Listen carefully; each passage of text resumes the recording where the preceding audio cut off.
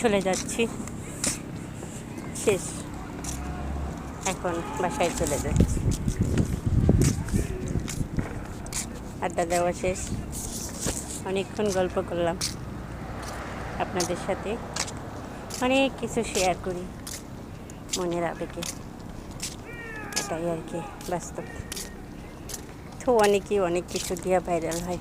দেখো আমি কী কী গাছ দিচ্ছি, তা আমাকে এগুলি দিয়েও কি ভাইরাল করা যায় না? ঠিক আছে, দেখো কত সুন্দর একটা আবহাওয়া, কত সুন্দর একটা পরিবেশ, ঠান্ডা ঠান্ডা সিনাক্ত ফুল, এটাই আর কি খুবই ভালো লাগে পরিবেশটা।